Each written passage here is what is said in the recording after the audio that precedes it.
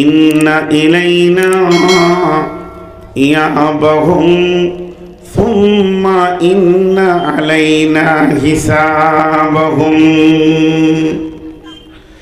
আমার কাছে ফিরে আসতেই হবে এবং তোমার জীবনের হিসাব দিতেই হবে। বাস, কাজ শেষ, ফিরে যেতেই হবে।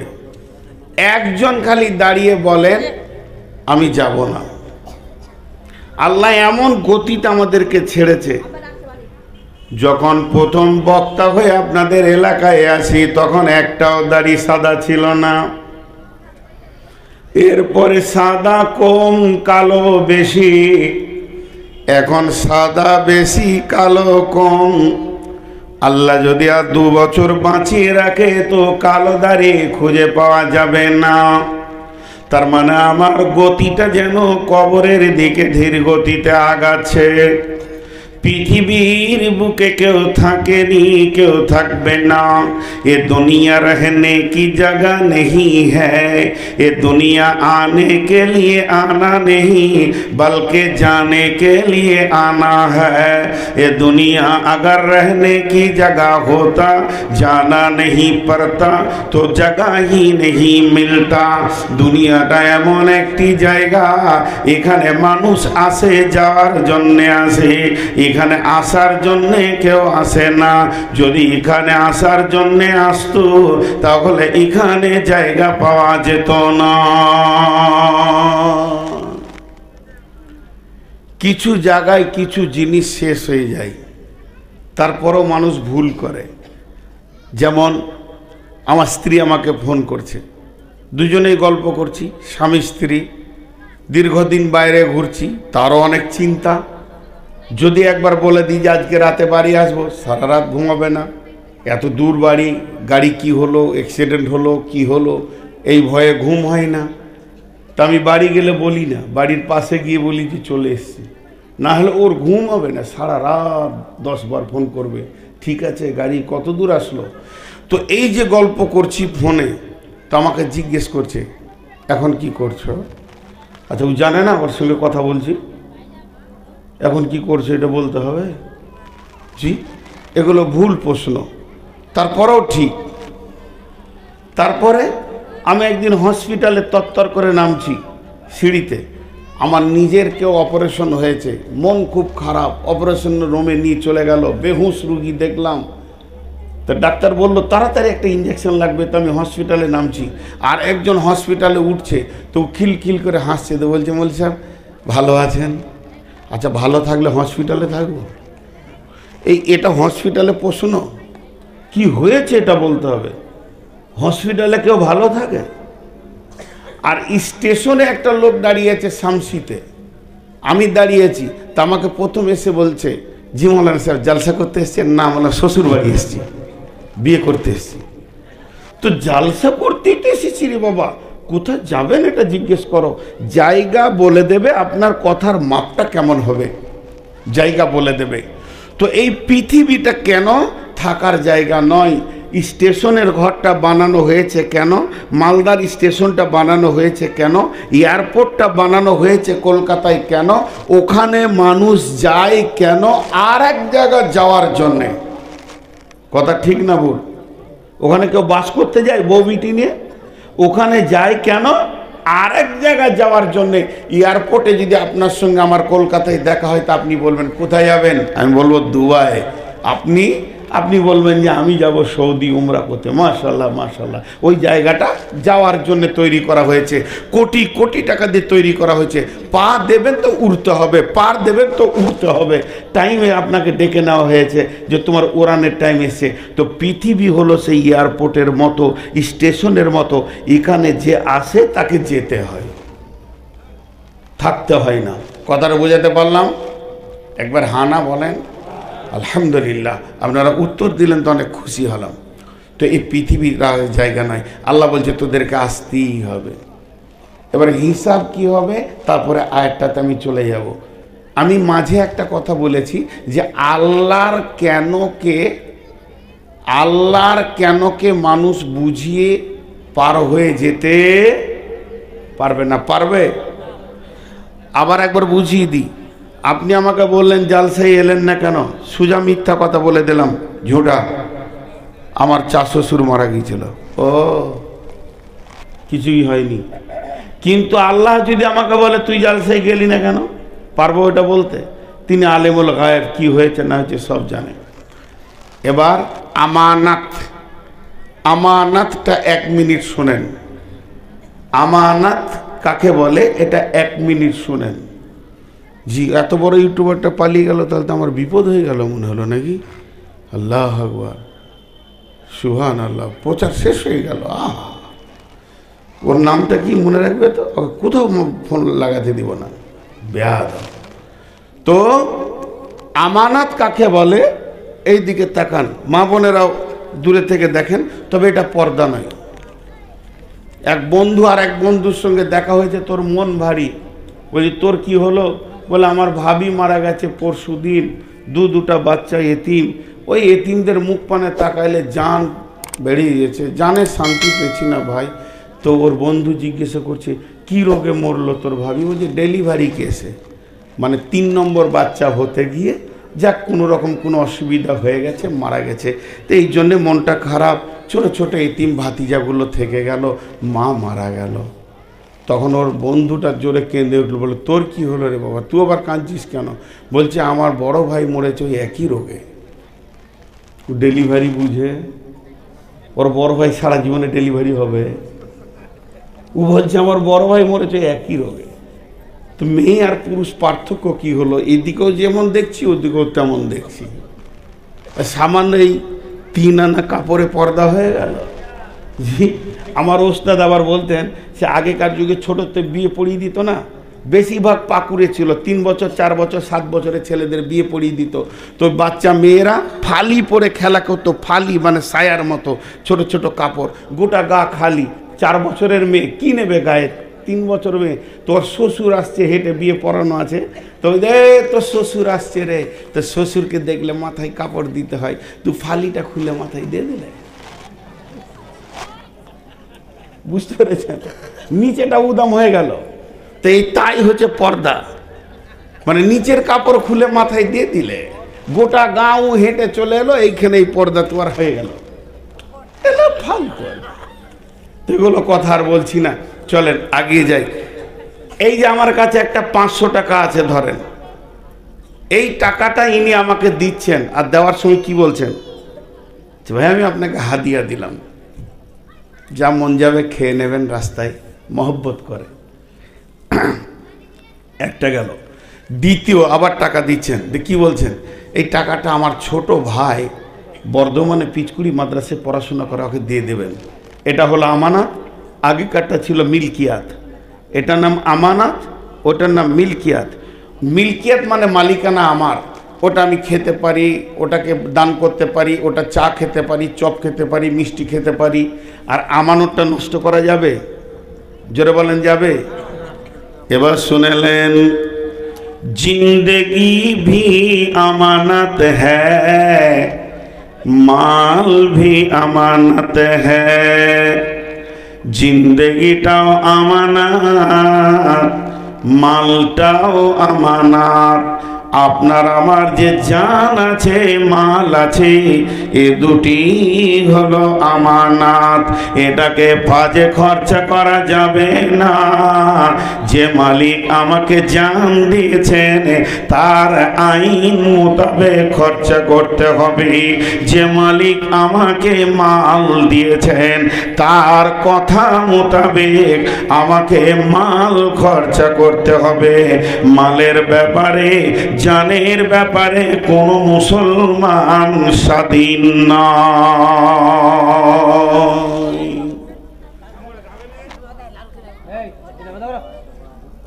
শুধু মুসলমান কেন, পৃথিবীর সব জাতি স্বাধীন নয়। এবার বলেন আপনার সংসারে খরচা কত বাবজি প্রতিদিন?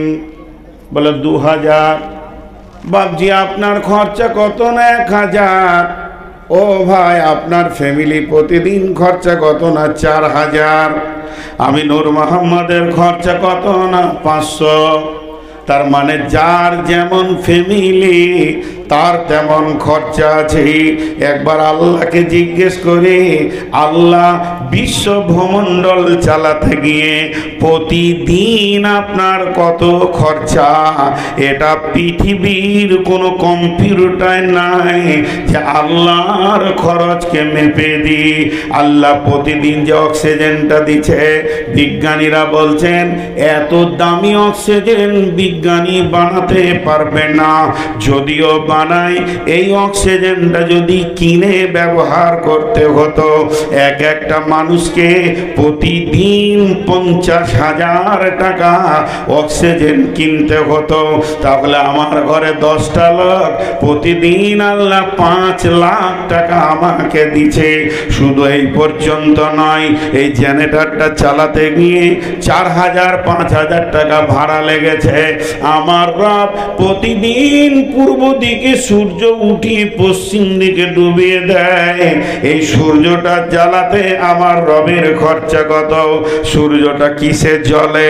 আগে শুনেলেন, সূর্যের আগুনের লতিটা, একটা আগুন জ্বালালে কয়লাটা এতটা, কয়লার ওপরে যে লতিটা এইভাবে জ্বলে, 1 ফুট 2 ফুট 5 ফুট জ্বলে। খুব বেশি যদি খড়ের পালাতে আগুন লেগে যায়, 5 ফুটের বেশি আগুন দেখা যায় না। কিন্তু বন্ধুরে, সূর্যের আগুনের লতিটা 150 কিলোমিটার আছে। 1-2 কিলোমিটার নয়, 150 কিলোমিটার লতিটা এরকম করছে। তাহলে সূর্যের আগুনটা যে জ্বলছে, ওখানে লকড়ি কি আছে? পাটখড়ি আছে, কাঠ আছে, ডিজেল আছে, কেরোসিন আছে, পেট্রোল আছে? জি না। একদম সূর্যের মুখে যতটুকু ক্যামেরা দিয়ে বিজ্ঞানীরা ধরতে পেরেছে, প্রতি সেকেন্ডে 1.5 লক্ষ পরমাণু বাষ্ট হচ্ছে। আর একটা পরমাণু খরচা কত? ভারতবর্ষের লোক 10 বছর বসে খাবে, তারপরও খরচা শেষ হবে না। তাহলে 1 সেকেন্ডে 1.5 লক্ষ পরমাণু বাষ্ট করছেন আল্লাহ। আর একটা পরমাণুর খরচা হচ্ছে ভারতবর্ষের লোক 10 বছর বসে খাবে।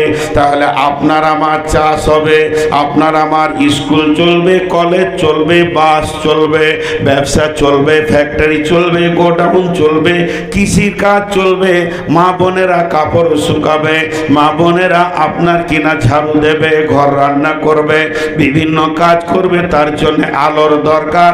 প্রতি সেকেন্ডে 1.5 লক্ষ পরমাণু। ভিতরে তো আরো চলছে, এটা সামনে। তারপরে মিনিট আছে, মিনিট থেকে ঘন্টা আছে, ঘন্টা থেকে দিন আছে। আমার রবের খরচা কত শুধু আমাদের পেছনে? এর জন্য আমার আল্লাহ বলছেন, তোকে যে 70 বছরের জীবন আমি দিয়েছি, এটা কিন্তু আমানত দিয়েছি। প্রতি সেকেন্ডের আমাকে হিসাব দিতে হবে।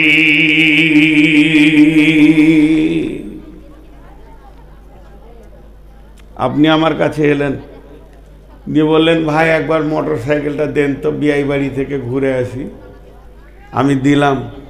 দেওয়ার সময় বললাম, নিয়ে যান। 2 দিনের জন্য দিলাম, কিন্তু কিভাবে চালিয়েছেন না চালিয়েছেন আমাকে হিসাব দিতে হবে। তেমনি আল্লাহ আমাকে জানটা দিয়েছে, দেহটা তো মা বাপের ক্রসে হয়েছে। এই জানের প্রতিটি সেকেন্ডের হিসাব লাগবে।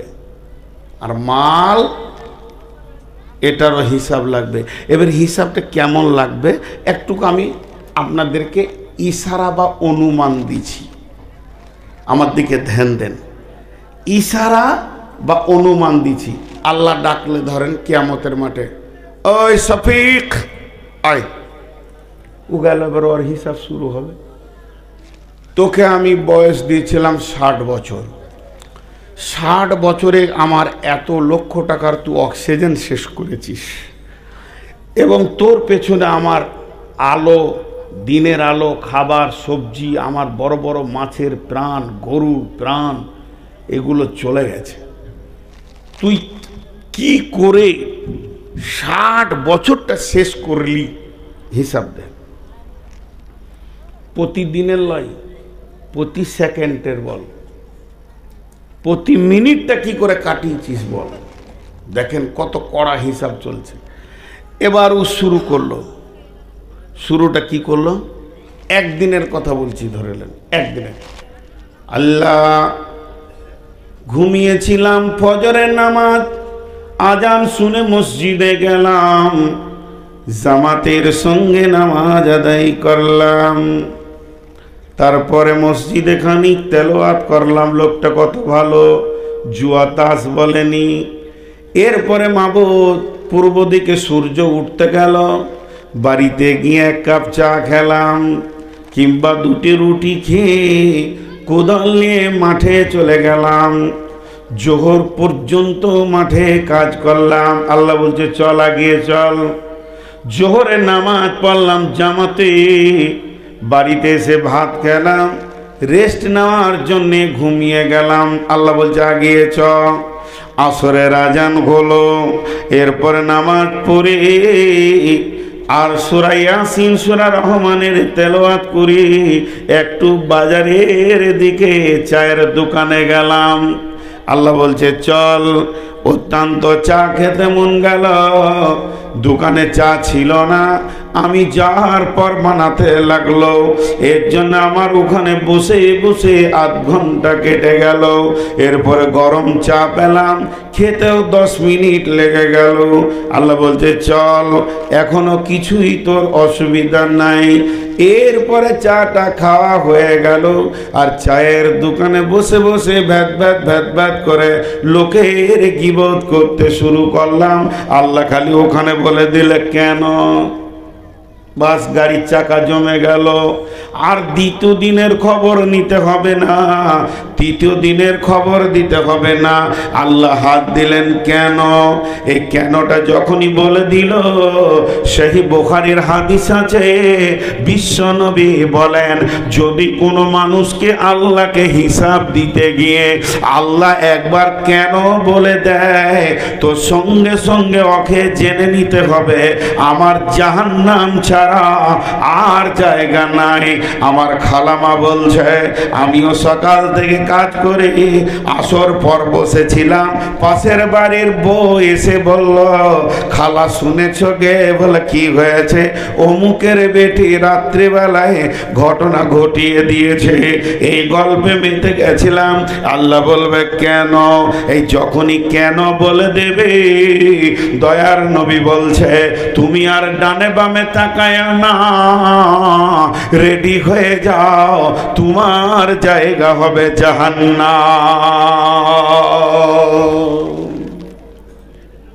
এটা জানে গেল। মালের হিসাব কেমন শুরু হবে? একদিনের কথা বলছি। এই আল্লাহ, 29শে ডিসেম্বর সকালবেলায় উঠে মার্কেটে গেলাম, আমার 5টা বোন দুলা ভাই আমাদের বাড়ি চলে এসে জালসার জন্যে। এর জন্যে 5000 টাকা খরচা করলাম, এবং তাদের জন্যে কিছু লুঙ্গি শাড়ি জামা কাপড় আনলাম। সেখানেও 10,000 চলে গেল। টোটাল 25,000 ছিল, দিয়ে 15,000 চলে গেল, থাকে আর 10,000। রাত্রিবেলায় জালসা যখন শুরু হয়ে গেল, মসজিদের জন্যে 5,000 দিয়ে দিলাম। আমার বিবি দিল 3,000, 8,000 চলে গেল, আর থাকে 2,000। আল্লাহ বলবে চল আগে বার। এরপরে আল্লাহ, মাদ্রাসাওয়ালা একজন এসেছিলেন, বড় মৌলানা, তিনি আমাকে বললেন, ভাই আমার মাদ্রাসা ছাত্র বেশি, চাউল কমে গেছে, তাকে 1,500 টাকা দিয়ে দিলাম। আল্লাহ বলবে চল আগে বার। আর থাকে 500। জালসাতে কয়েকটা কানা ফকির এতিমকে দেখতে পেলাম, 300 টাকা খরচা করে দিলাম। আল্লাহ বলবে চল আগে বার। এরপর এক বন্ধুর সঙ্গে দেখা হলো, তাকে নিয়ে আনন্দ করে জিলেপি, চা, বিস্কিট খাওয়াতে গিয়ে আরো 100 টাকা চলে গেল। আল্লাহ বলবে চল আগে বার।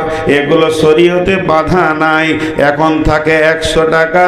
এরপরে আমি একটা এতিম ছেলেকে দেখতে পেলাম, একজন বলে মা নাই, আব্বা নাই, কলিজাটা ফেটে গেল। 90টা টাকা ওর হাতে দিয়ে দিলাম, থাকে মাত্র 10 টাকা। টাকা রব্বুল আলামিন মসজিদে নামাজ পড়তে গিয়ে কোটা চলছিল, একটা 5 টাকার কয়েন ভরে দিলাম, আর থাকে 5 টাকা। মসজিদ থেকে বের হয়ে যে রোডে উঠছি দেখছি গান বাজনার অনুষ্ঠান হবে, এর জন্য চাঁদা চলছে, আমাকে জোর করে ধরেছে, আমি 5 টাকা দিয়ে দিলাম। আল্লাহ বলে দিল কেন? 25,000-এ 24,995 কিছুই বললেন না, মাত্র 5টা টাকায় আল্লাহ বলে দিলেন কেন?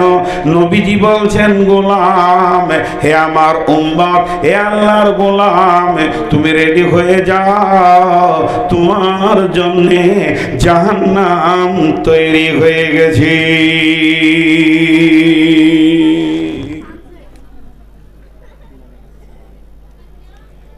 হ্যাঁ ভাই, আপনাদের বিরক্ত লাগছে? এবার মেন আয়াতটা তর্জমা শুরু করব। একটু পানি খেয়ে নিলাম, খালি ঘন ঘন পানি খেয়েছি।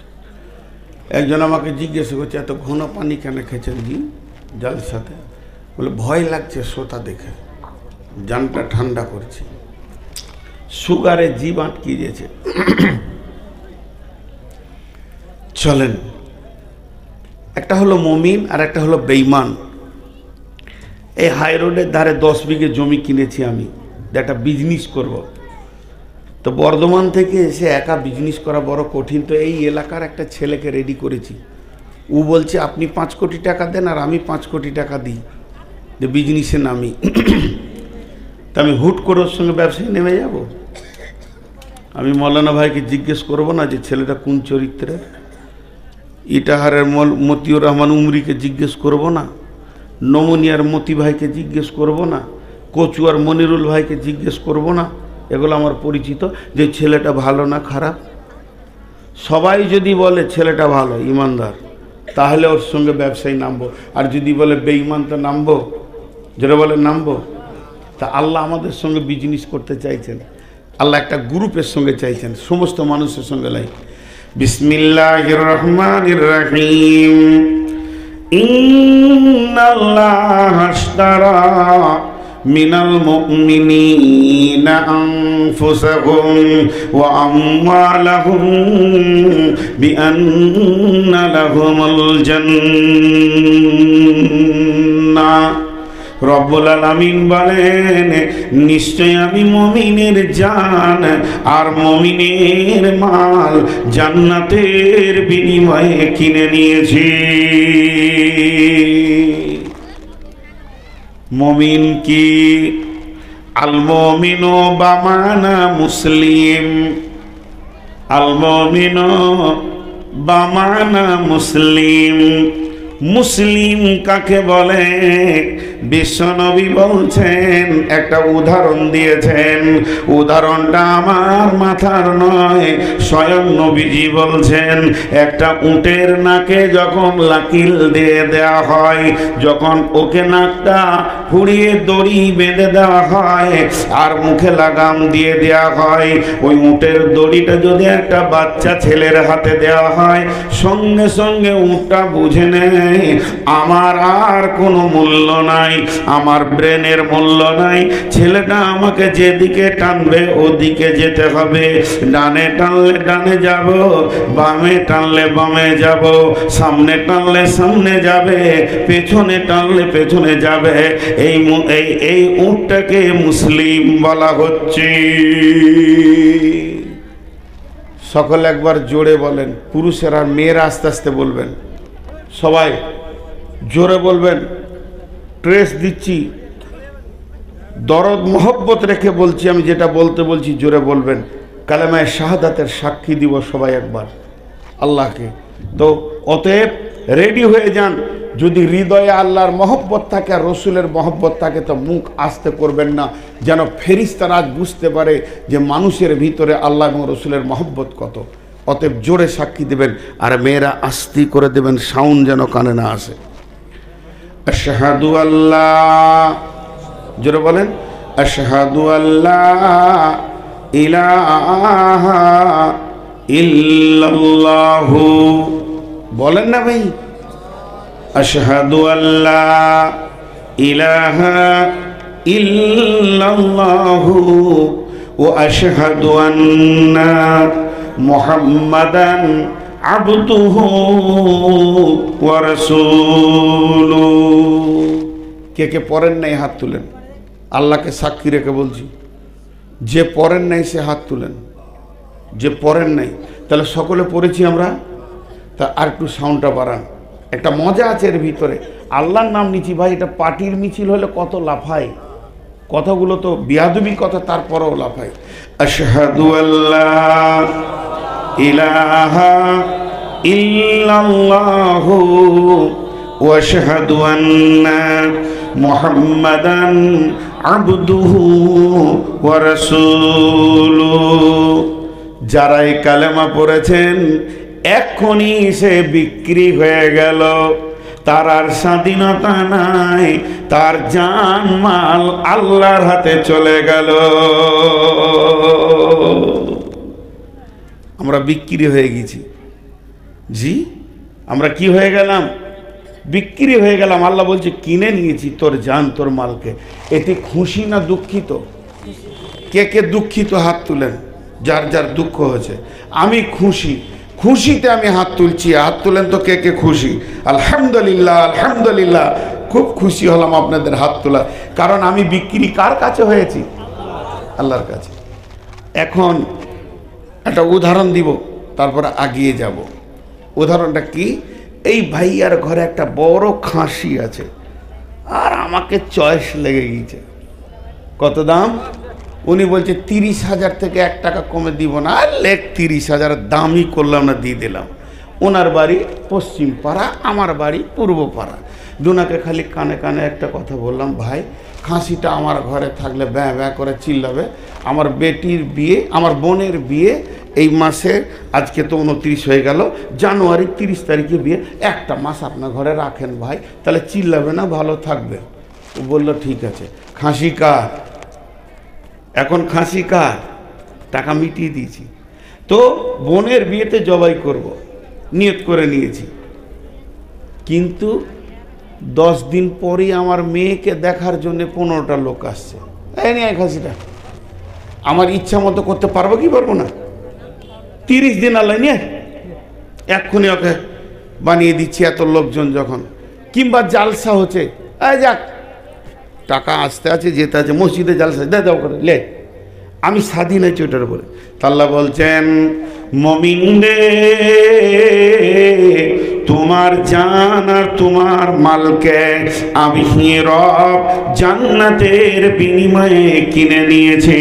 ইকাতিলুনা ফি সাবিলিল্লাহ, তুমি আল্লাহর রাস্তায় কতল করবে। ফায়াকতুলুনা ওয়া ইউকতালুনা, প্রয়োজন হলে তোমার গর্দনটাও নিয়ে নেব, তুমি নিজে কতল হয়ে যাবে, কিংবা প্রয়োজন হলে তুমি বেঈমানদেরকে কতল করবে। আল্লাহর রাস্তায় তোমার জান মাল আমি কিনে নিয়েছি। বিবাইয়ুকুমুল্লাযী বায়াতুম বি, কে আল্লাহর সঙ্গে ব্যবসাতে আসবে বলো? আমার আল্লাহ ইন্নাল্লাহা আশতারা মিনাল মুমিনিনা আনফুসাহুম ওয়া আমওয়ালাহুম বিআন্না লাহুমুল জান্নাহ ইকাতিলুনা ফি সাবিলিল্লাহি ফায়াকতুলুনা ওয়া ইউকতালুনা ওয়া'দান আলাইহি হাক্কান ফিত তাওরাতি ওয়াল ইনজিলি ওয়াল কুরআন। আল্লাহ তাওরাত, ইনজিলে, কোরআনে একই ওয়াদা করেছেন। বিবাইয়ুকুমুল্লাযী বায়াতুম বি, আর কে আছো এই ব্যবসাতে আল্লাহর সঙ্গে আবদ্ধতায় আসতে চাইছো। ফিত তাওরাতি ওয়াল কুরআন, আল্লাহ তাবারাক ওয়া তাআলা ব্যবসা করতে চাইছেন। ইন্নাল্লাহা আশতারা মিনাল মুমিনিনা আনফুসাহুম ওয়া আমওয়ালাহুম বিআন্না লাহুমুল জান্নাহ ইকাতিলুনা ফি সাবিলিল্লাহি ফায়াকতুলুনা ওয়া ইউকতালুনা ওয়া'দান আলাইহি হাক্কান ফিত তাওরাতি ওয়াল ইনজিলি ওয়াল কুরআন ওয়া মা আওফা বিআহদিহি মিনাল্লাহি ফাস্তাবশিরু বিবাইয়ুকুমুল্লাযী বায়াতুম বি। আল্লাহ তাবারাক ওয়া তাআলা তাআলা তওরাত ইনজিল কোরআনের ভিতরে একই ওয়াদা করেছেন। কে আছো আল্লাহর সঙ্গে এই ওয়াদাটাকে পূরণ করতে পারবে? আল্লাহর সঙ্গে ওয়াদায় আবদ্ধ হয়ে কে নিজের জান মালকে দিয়ে আল্লাহকে দেখাতে পারবে? আল্লাহ তাবারাক ওয়া তাআলা বলছে তোমার সঙ্গে আমিও ওয়াদায় আবদ্ধতা হব। তবে শুনে নাও, ওয়া যালিকা হুয়াল ফাওজুল আযীম, আর এটা হচ্ছে ওদের জন্য সব থেকে বড় খবর। জি, সূরা তওবার 111 নম্বর আয়াত। কত সুন্দর করে আল্লাহ বলছেন, ইন্নাল্লাহা আশতারা মিনাল মুমিনিনা আনফুসাহুম ওয়া আমওয়ালাহুম বিআন্না লাহুমুল জান্নাহ। প্রয়োজন হলে তুমি কতল করবে। তুমি যদি দেখো যেখানে আমি মরলে লাভ আছে, মরে যাও। তুমি যদি দেখো মারলে লাভ আছে, তো মেরে দাও। বাপকে কাটা যাবে? জি, মানুষ মার্ডার করা যাবে? হারাম। মুশরিক কাফের হলো হারাম, মুশরিক কাফের বেঈমান হলো হারাম। তিনজনকে কতল করা জায়েজ। একটা হচ্ছে বিয়ে করার পর যদি কেউ ব্যভিচার করে, আর কেউ যদি মুরতাদ হয়ে যায়, ইসলাম ছেড়ে অন্য জাতিতে চলে যায়, আর যদি কেউ কতল করে, কতলের পরিবর্তে কতল, তবে এটা সেই দেশ হতে হবে, সেই রাজ্য হতে হবে, সেই আইন থাকতে হবে, যে তারপরে এদের তিনজনকে সরানো যাবে। আর এক সময় কতল করা যায়, তাতে বাপ হোক আর ভাই হোক। সময় মানে কি?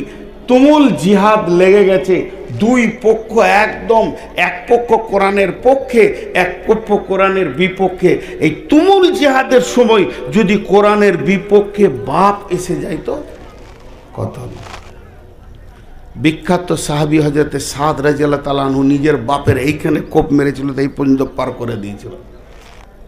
কখন? ওর জন্য কোরআনের আয়াত নাজিল হয়েছে, আমার আয়াত মুখস্থ নেই।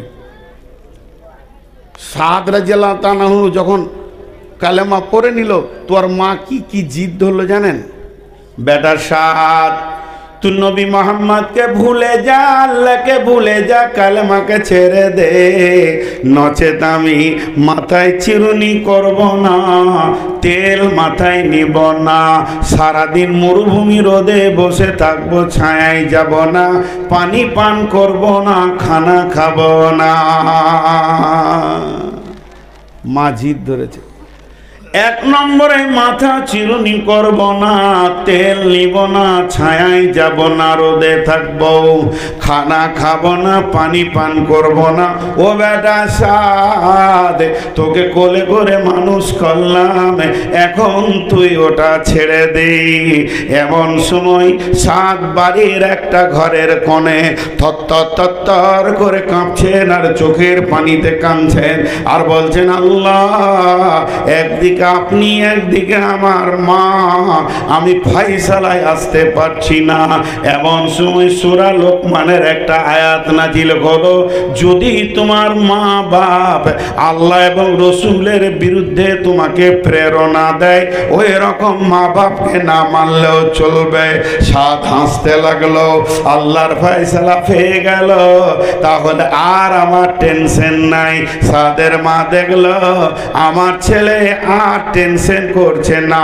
সাদ গিয়ে বলল, আম্মি জান, আপনি আপনার কাজ করতে পারেন, আপনার মতো 100টা মা যদি মরেও যায়, আমি আল্লাহর পথ থেকে ফিরে আসব না। এরপরে কিছুদিন পরেই যুদ্ধ শুরু হয়ে গেল। উহুদের প্রান্তে তুমুল যুদ্ধ চলছে। সাদ রসুলের সাহাবী বীর, হাতে তলোয়ার নিয়ে আল্লাহর নামে কোরআনের পক্ষে নেমেছেন। কোরআনকে বাঁচাও, দিনকে বাঁচাও। ওদিকে সাদের আব্বা চলে এসেছে কাফের বেঈমানদের তরফ থেকে। হযরতে সাদ বলছেন, আমার আব্বা আমাকে ভালো করে যুদ্ধ করতে দিচ্ছে না, খালি সামনে দাঁড়িয়ে গেছে, যাতে করে আমি বাপ যেন তলোয়ারটা মারতে না পারে, আর কাফেরদেরকে মারার সুযোগ করে দিচ্ছে। আমি আল্লাহর নামে একটা কোপ মারলাম, 2 পিস করে বাপকে মাটিতে ফেলে দিলাম। আমি চিন্তিত ছিলাম এ ব্যাপারে কি হবে। আল্লাহ তাবারাক ওয়া তাআলা সাদের ব্যাপারে বিশ্ব নবীকে খবর দিয়ে বললেন, হে নবী, সাদ তার বাপকে মারেনি, বরং আল্লাহর দুশমনকে মেরেছে।